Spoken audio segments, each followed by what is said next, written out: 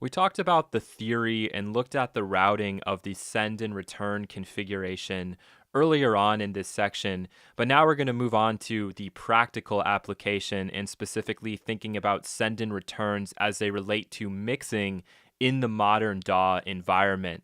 So as we go through this presentation, we're going to be talking about a feature that we haven't really mentioned before, but what I think, if your DAW provides it, may change the way that you view and approach send and return. So I think it's only appropriate to talk about what's actually going on today so that, I'm not like misleading you or that you think there's only one right way to do it. There's always ways of approaching this, and it really comes down to your comfort level and what logically makes sense to you. So as a review, what exactly is the send and return configuration? And the answer to that is really simple. It's parallel processing with the added benefit of being able to send multiple tracks into the same effect. So here's an example for you. There are hundreds of more that I'm sure you can think of on your own, but maybe you want the vocals and drums to both go through a form of parallel compression. You realize that you can use the same compressor with the same settings. You're able to, use that small little send knob from your DAW, and you're getting the right kind of blend. It's working absolutely perfectly for you. You're not having any problems. This would be the time when a send and return makes a lot of sense. Because why use that compressor twice? Why duplicate these tracks multiple times if that effect is going to be used on more than one signal on more than one track? That being said, you can run into problems. What if the settings don't really fit the vocals as well as they fit the drums? Then it starts to go, maybe I want to apply different compressors and I want to have different settings. And the other problem might be just getting that final blend on the return. If I bring it up too much, does it emphasize the drums? Does it lose the power from the vocals? So all of these questions are things you're going to consider before going to a send and return, or at least after you've experimented with it, trying to come up with, is this the best possible way for me to get the result that I want to get? Organization. In my opinion, one of the real big benefits to a send and return, even if it's just for one track, even if it's just one effect, is that parallel processing can start to get really confusing visually if you don't have the option in your DAW to group tracks. Meaning that if we have to scroll through 85 tracks and we have a bunch of things being processed in parallel, it can be a real strain on the eyes. It can be confusing to find certain parts. And therefore, going to a send and return might make more sense because you can group all of those returns. And here I'm not using group in the way of combining tracks, just they're all going to be organized over to the far right side if you're in a mixing view, or at the bottom if you're working more in a timeline view or on the arranger view. And therefore, it splits that out. So you get that added bit of organization, easier to scroll through the tracks. And that way you also know in the mix, for example, here's where I'm doing all of my effect processing, okay, specifically the parallel effect processing I want to do. And then we leave all of the on the track processing staying on the track. So that's definitely an added benefit. And again, here's just one simple example. Instead of duplicating a lead synth part, to apply a delay, you decide to go with a send and return instead, therefore lessening the clutter and lessening the number of tracks and also like duplicates that you have to scroll through. Modern thinking. So this is where we start to get into what it's like today in the DAW environment. And some DAWs do give you the option to process in parallel, all within one track. So instead of having to duplicate the track out, we can actually put in a container where we can duplicate the signal multiple times and apply different forms of processing to each of those duplicates. And this is very relevant if you have like a lead vocal in a song and it's going to go through delays, but the delay is going to be different in different sections of the song. So when it's a chorus in the song, you might have one delay setting. When it's the verse, a different delay setting. When it's the bridge, a different delay setting. And when it's for like a special flourish, another one. So there's so many instances where you might have to either set that up in send and return or in parallel, and it can start to get really confusing and you have just way too many tracks. So this added benefit is that if you're going to be just using the effect for one part, you can keep it all organized in one track, therefore limiting the amount of screen real estate that you're taking up. And now suddenly we face the question of, when does it make the most sense to go with a send and return? When should we just stick to classic parallel? Or when do we want to go with track layers? So here's the theory. If your DAW gives you all three options and you're comfortable That's the key point here. If you're comfortable with all the processes and understand what's going on, this really then comes down to your own logic and also coming back again to organization, because you never want to be like chasing your tail around or getting frustrated because you can't find something. Okay, this is where having 800 plugins doesn't benefit you because you don't know what to choose. It becomes a frustrating thing and you lose that perspective in the mix, and it becomes more of a trial of patience than it does an actual, creative process. So in my opinion here, send and return nowadays, if your DAW gives you all three options, only really makes sense if you're going to be feeding multiple tracks into the exact same effect. So if it's like a parallel compression sort of thing, if it's a reverb, if it's a delay, then it still makes sense to go send and return. But otherwise, I think it's just a lot better to work with the actual layers that you could build into one track. Now, many DAWs don't give you this feature. And if they don't give you this feature, then you're really asking the question of, does it make more sense to set up the send and return or just to kind of duplicate the track and work in parallel? And that's really up to you. And I think for a lot of people, send and return, they've gotten really used to it, so they do it that way. But if you're a beginner, sometimes seeing that track and the duplicate below it can kind of help you along a little bit. It makes the whole process easier to understand. So now let's move on to delay, which is what we're actually going to be talking about and looking at in the example. Delay can be a really tricky effect in a mix, although it's a really important one, especially in music where you don't necessarily hear a lot of reverb being applied to parts. So you don't get that reverb, but what they do to add space is then they put in a delay. And then maybe that delay has been specifically processed with a reverb to add some additional coloration to it or just a new timbre altogether. So some questions that you really do have to ask from the beginning here in terms of how you're going to go forward with delay is, do your stems already have delay built into them? If the answer to this is no, you have a lot of creative freedom, and delay can be thought of as an enhancing and creative effect suitable for a lot of sounds to fill space. Now, I gave you a delay earlier during the production section. So my guess is most people are going to be sending stems that have delay built in, or in my case, I split it out to give you that parallel track. And so if you want to get rid of the delay and apply your own, you're more than welcome to do that. But if you do get a track with a lot of built-in delay, you're going to have to be very careful and pick and choose your spots of where you add additional delay. And here's where it comes down to, do I want to do send and return? Do I want to do something in parallel? Do I want to put it on the track? All of those are sort of considerations and questions you have to ask yourself. So going back to where we were in the slide, in this situation, you're probably not going to be using the exact same delay settings for each sound. Right? So if we think about it, if the person sends us something, it's totally dry, no delay's been added, what are the odds of us using the exact same delay setting for multiple signals if we're trying to be creative and enhance the song? It's very rare, and so a send and return may not make the most sense unless you're doing it for organizational reasons. So once you have addressed all of the sort of creative and enhancement uses of delay, we move on to delay as more of a blend effect that you really need to use very subtly with a light hand, and it's being used here to add space and dimension, which I think is so much easier said than done. A lot of times with a lead synthesizer, if you put a delay on there, you really want people to hear it. You want them to notice that delay bouncing around. But when you listen to music that has a lot of tracks, a lot of instrumentation, how easy is it for you to pick out all the delays that are going on? The more discerning and more critical you're able to listen, you'll start to notice there's a lot of delay. But if you're just passively listening, you don't even really recognize it or notice that it's there because it's been applied so well. So I'm going to be honest with you, trying to apply mixed delay is a very difficult thing to do. It's very difficult for me, at least. So maybe for you it will be a lot easier, but I always really struggle to get this to work without it being either too noticeable or it's not noticeable enough, so it's not actually getting the effect that I want. So in this scenario, when you're going with more of a blend delay, it may be appropriate to set up a return track and send multiple parts into that delay, assuming they don't conflict with one another. So there might be one or two parts during the chorus section of the song that go into the delay, and then different parts that are going in during the verse or that only play during the verse, and then during the bridge. So you don't want to overdo it because it then takes away from the effect. You don't need to necessarily add that sense of space and dimension to everything.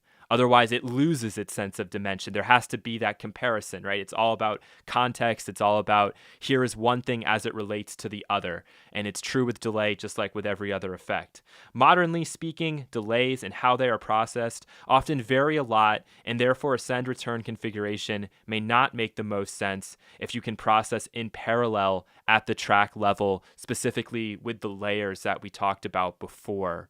So what I really mean here is that if you listen to a song, like you can pick almost any song, especially if it's like on the radio, whatever, and you'll notice that there are so many different delays going on and they all sound different. So they're probably not using send and return, or if they are using send and return, it's very specific to one moment in the song or one section of the song. And so in my opinion, when I listen to mixes today, especially stuff that's coming out more and more recently, I'm noticing that I'm not hearing a consistent delay. Hardly ever do I notice that the delay sounds exactly the same in one part as it did to the other. So that's something you may also want to consider. That's maybe more of an advanced topic to get into, but you'll notice that it gives your mix a little bit more, I don't know, expression, a little bit more unique if every delay is processed differently and it's not just a straight delay coming back, which sounds pretty unnatural in and of itself. So we're going to jump in now to the DAW and take a look at a couple of examples here of applying delay.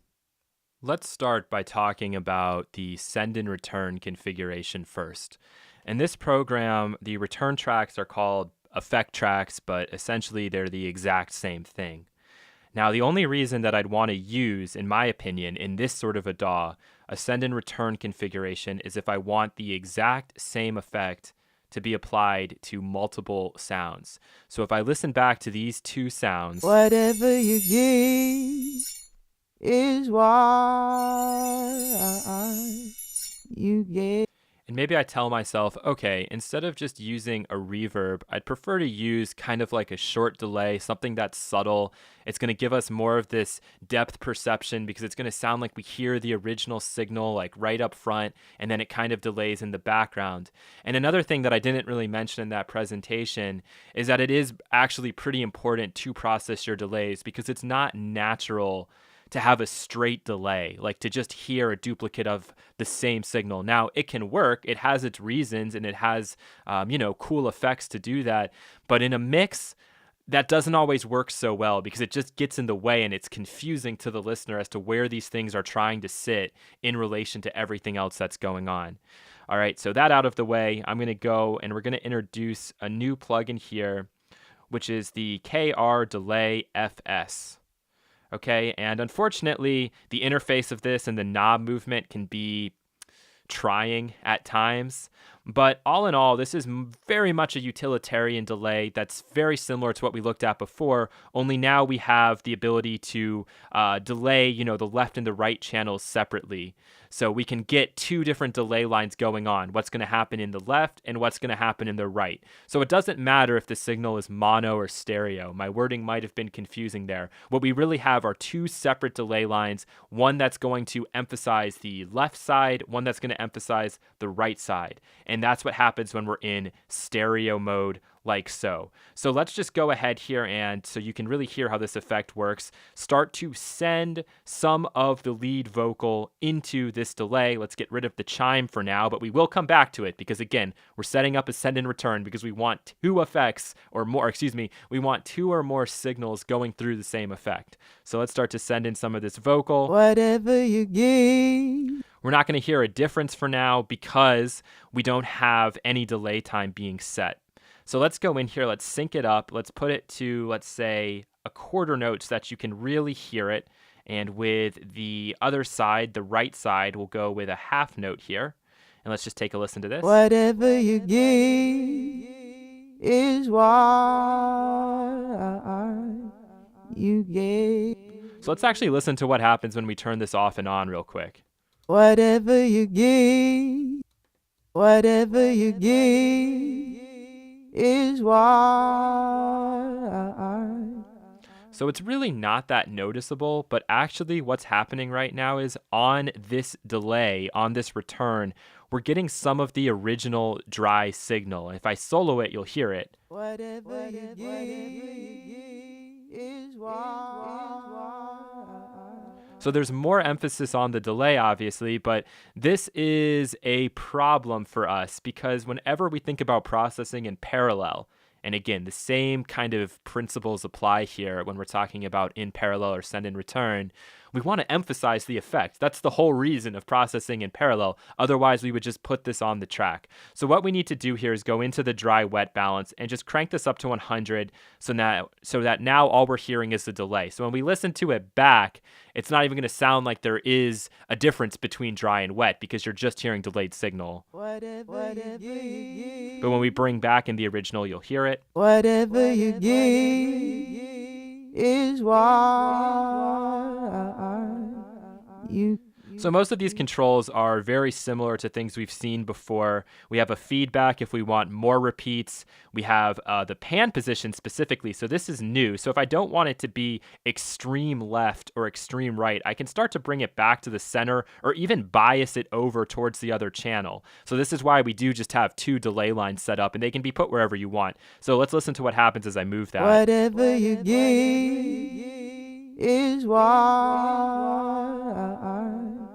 you gave. And then we have the little symbols here to help show us where we are positioning these delay lines. So let's bring these both in a little bit more towards center. Okay, so that should be good. And then we have here our classic filter. And the filter is really important on a delay. And the reason being is what I just said before. You never hear a straight echo in real life. If I talk to you and you're hearing my direct signal followed by an echo, it's always going to sound different. There's going to be some kind of tonal or timbral change. And that's why using filters is so useful here. So I'm just going to start to add a little bit of filtering into both. Whatever you give is what you gave. And then we might need to add some additional output at the end because the filter is obviously taking away some of our frequencies, bringing down the volume. But I'm happy with it for now. We also have a resonance if we want to like really boost that portion of where the cutoff frequency is. But in this example, I don't think that's really appropriate. It's not going to make it sound very natural anymore. So I'm kind of happy with the setting that we have right here. The only other new thing that is available to you in this delay is the option for a ping pong delay. And I think that's something we looked at with the Synth 1 maybe. But basically with the ping pong delay, what's going to happen is it's going to go into the left channel first, followed by the right channel at the same duration. So now we have that quarter note. You notice how this bottom one goes away, and you'll listen to how this works here. Whatever you give, And let's increase the amount going in. whatever you give is what. Or I guess in this example, it's actually starting in the right and going to the left. But you can actually change that simply by taking the pan position and flipping it around. So if you want it to go into the left first and then the right, we're going to have to put the pan this way. Whatever you give Or the other way. is what you gave. Okay, so pretty simple, straightforward. I know that the interface isn't necessarily the greatest thing in the world, but it definitely is a very utilitarian, practical delay, perfect for mixing applications, whereas that Valhalla Freak Echo, I think would be more appropriate in production if you want to do something creative. We can also go with dotted notes as well as triplets here. So this is dotted, these are triplets if you want to use different time variations. And if you want to go out of sync mode, you obviously just turn the sync off. Okay, so very simple to use, straightforward. Now let's start to actually use this as we would want to use it in, real life, so to speak, and send some of the chimes in as well. Whatever you give And that's obviously way too much. is what you gave. Whatever you give is what you gave. So let's see if we can hear that. See, we're kind of running into some trouble here. And the reason is because by default, this is sending in post fader. And as you can see, this is very quiet. So even if I go in here and I bring this in 100%, I'm not really hearing anything, are you? And this is one of the reasons why send and return can sometimes trip people up. And this is why when I see people use parallel compressors in this way, They almost never really understand what they're doing because they just think that by sending signal in that it's actually going to go through the processor, but that's not necessarily true. It still needs to trigger whatever the effect is that you're using, whether that's a compressor, a delay, a reverb. So in this instance, what I'm going to do is actually go with pre-fader. And now what pre-fader means is it's not paying attention to this, okay? It's really just paying attention to the signal level as it exists here at the clip gain. And so I can boost a lot in, and we should now very easily be able to hear this effect.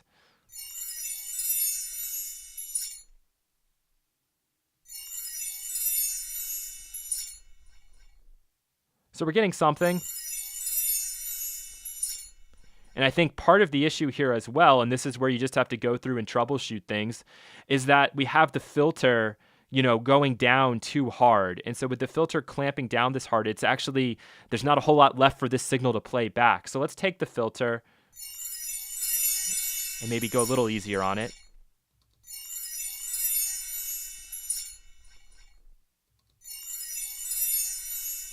All right, that's good. And let's bring the vocal back in. Whatever you give is what you gave. Whatever you give is what you gave. And here's where you just have to be so subtle with it. It's kind of an effect that when you have everything else playing in the mix, you set it to an extreme first so that you really hear it, and then you pull down to just where you think it's right, and then you pull it down just a tiny bit further, because it's easy to overdo this, and it's easy to then end up actually having a lot of things clash and fight with each other. So this would probably be about where I would put it, but again, I'm doing this without the context of the rest of the mix. So if this is where I feel like I should put it, I would probably go back and bring it down a little bit more. Whatever you give, and we can look at this from the mix view as well. What you gave. Whatever you give is what. And now one of the other cool things about the send and return and parallel processing in general, remember the principles, the ideas are almost exactly the same, is that we can specifically now go in and process this delay. So I could go into our effects and I could grab something like the tall reverb. Now here comes an interesting question. Okay, what do we want to do with this balance, and what do we want to do with this pre-delay time? Two very interesting questions. Now, typically, you're going to want the pre-delay, this is the easier one to understand, to be at 0 because we already have the delay happening here. We're already 100% wet. So if we just set a pre-delay here, it means that on that delayed signal, there's going to be a delay before the reverb kicks in, which maybe you want, but even realistically speaking, that's not really going to happen. So I'm going to leave that all the way down here to 0. And then the other question is dry wet. So if we had the balance here and we wanted to set it 100% wet, is it the same thing when we start to process the return? And the answer is no, it's not. You want to balance again here because this is just focusing on the delay. So do we want the delay to be really wet or just a little bit? Okay, if we set this 100% wet, it's basically now like we're just using a reverb. All right, which isn't really what we were going for. So let's just go and start to set this up. Whatever you give is what. And just so you can now actually hear this, I'm going to go in, I'm going to grab a tool, which I will get rid of at the end, but we're just going to boost the signal out of this. Whoops. We all make mistakes. And here we go.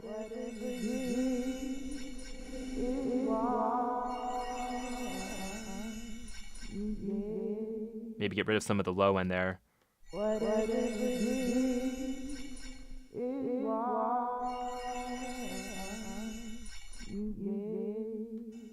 Yeah. So you can hear just how much more dimension this adds to the delay. And this isn't something we can set up traditionally on the track. It's only something you could do in parallel or in a send and return. So now let's bring it all back. Whatever you give is what you gave.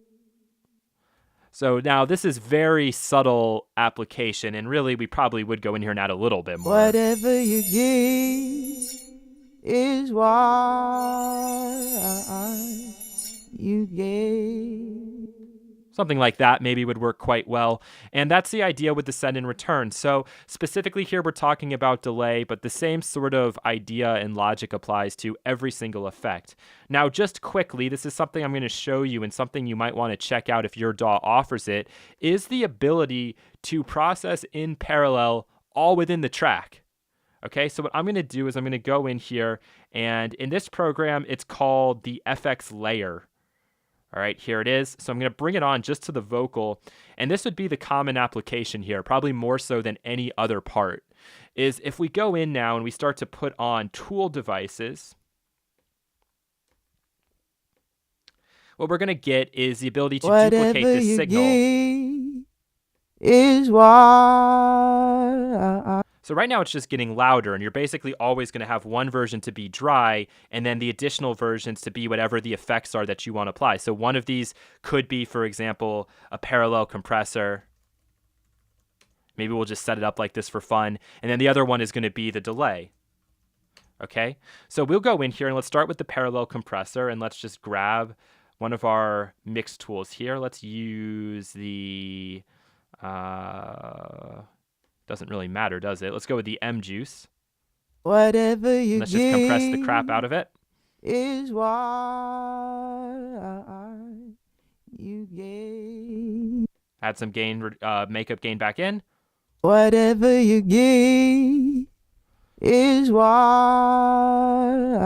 Okay, so you can see the difference here in the dynamic that's coming up here as compared to what's happening after the effect. And now I could mix this back in with the dry signal. Whatever you give and mute this other one so we don't get is confused. Why. Whatever you give is why you gave. Whatever you give is why you gave.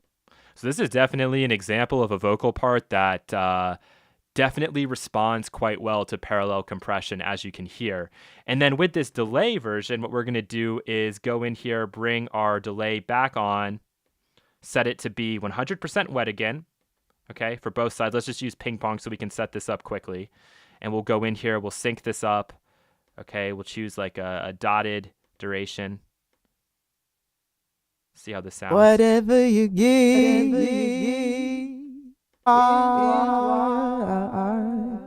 you gave. Maybe a little bit extra feedback just for fun.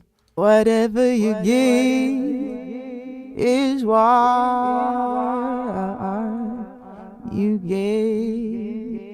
And then again, I could go in there and take it a step further, and I could add on the reverb, and let's go with a reverb and a chorus. Let's really break all the rules here, although not really, but... Whatever you give is why you gave. Whatever you give is why you gave. Okay, cool. So now, with everything together... Whatever you give is why you gave. Let's try the eighth. Whatever you give is why. Whatever you give is why you gave. Whatever you give is why you gave. So there it is. Those are the general ideas, and we got a little bit advanced in this video, but I think you're now ready and able to handle it. So again, if your DAW doesn't have something like an effects layer, no need to freak out. It doesn't matter. You can still continue on with the send and returns, or, duplicate this and process in parallel. There's nothing wrong or against doing that. But if your DAW does offer this, you might want to experiment with it. But if it's confusing to you right now, don't worry about it. And there's only going to be a couple of parts where you would ever really even need to go with an FX layer sort of chain like what we have here. Okay. And then just remember that as I change this balance here, all of these guys are staying the same. So you might have to go back in and then adjust things further. But really nifty, really cool thing that the modern DAW gives you that I don't really think has been adapted in many, quote unquote professional studios, but it's a very efficient way of processing and thinking about send and return versus parallel, which I think is what this all comes down to, and where a lot of people don't really necessarily make the connection. All right, so I hope you learned something new here. And up next, we're going to start to get into everyone's favorite topic, reverb.